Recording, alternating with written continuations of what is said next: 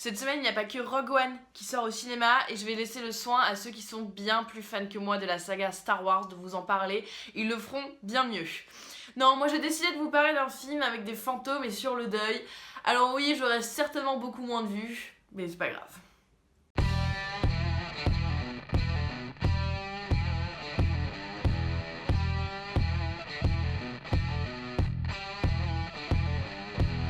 Vous l'aurez compris, aujourd'hui on va parler de Personal Shopper, le nouveau film du réalisateur français Olivier Assayas, avec dans le rôle titre la très célèbre Kristen Stewart.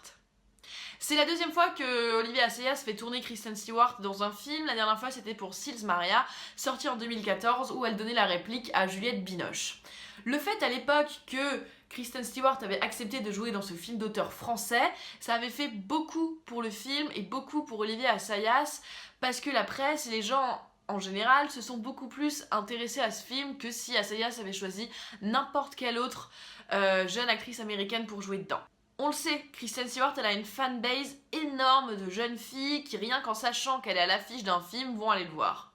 Certes, elles vont certainement être complètement déroutées parce qu'on est très loin des super productions comme Twilight ou Blanche-Neige et le Chasseur, mais ça a clairement permis à Kristen Stewart de prouver qu'elle savait jouer, qu'elle était une bonne actrice et elle a d'ailleurs eu un César pour son rôle dans le Sils Maria.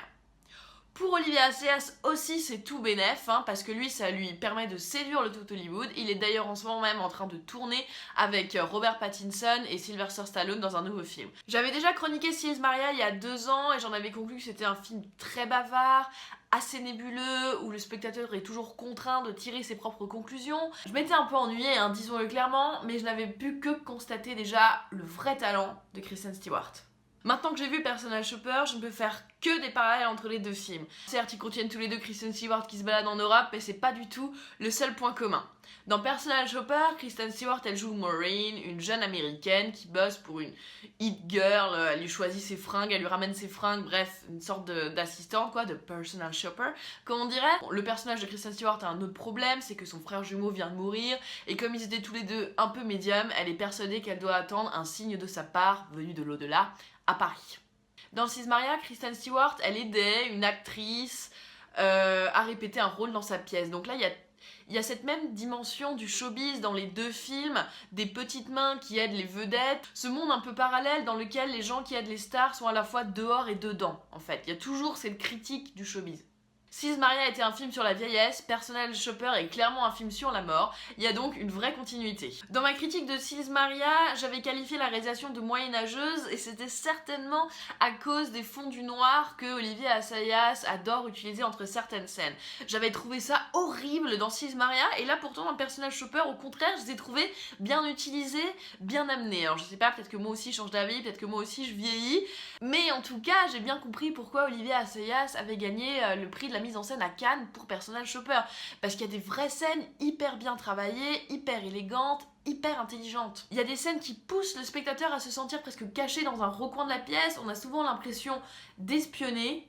Il y a de belles scènes de tension, il y a aussi de très longues scènes où on voit Kristen Stewart écrire des SMS sur son téléphone portable. Alors ce sont des scènes qui sont bien plus difficiles à filmer en live, on la voit vraiment taper sur son portable, recevoir les SMS sur son portable. C'est bien plus difficile à filmer comme ça que si on avait simplement incrusté les SMS à l'écran comme on le voit dans beaucoup de séries. Là aussi, cette façon qu'on a de l'avoir toujours accroché à son portable, ça renforce la tension de la scène et aussi ça place encore une fois le spectateur dans cette position de voyeur. Personal Shopper, c'est un film extrêmement centré sur le personnage de Kristen Stewart. C'est un film hyper solitaire et au final, ce qui nous intéresse vraiment, c'est simplement elle et ce qu'elle ressent. Tout le film tient sur ses épaules et je peux dire qu'elle arrive vraiment à relever le défi. Elle irradie dans chaque scène, cette actrice, elle a un charisme dingue. Et vraiment, elle prouve dans ce genre de film que c'est une véritable actrice, qu'elle est capable de transmettre un tas d'émotions et qu'on a vraiment envie de la suivre dans son intrigue. Si on peut faire un reproche à Personal Shopper, c'est d'être parfois un peu brouillon. C'est comme dans Sils Maria, Olivier Assayas sème plein d'indices sur ce qu'il a envie de dire avec son film, sans forcément en chercher les réponses, ni franchement soulever la question. En fait, il sème plein de graines qu'il ne fait pas forcément germer, et c'est dommage. Il laisse un peu le spectateur se démerder avec ce qui se passe, c'est un peu tire-en les conclusions qui te font plaisir. Alors certes, moi j'aime beaucoup qu'on me laisse dans le doute, mais là, c'est des fois un peu beaucoup.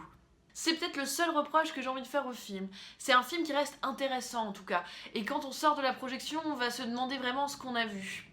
Si on réfléchit un peu, c'est beaucoup plus un film sur le deuil que sur les esprits, mais on a aussi le droit de le voir un peu comme on veut. On peut le voir comme un thriller, on peut le voir comme un film fantastique, on peut le voir comme ni l'un ni l'autre.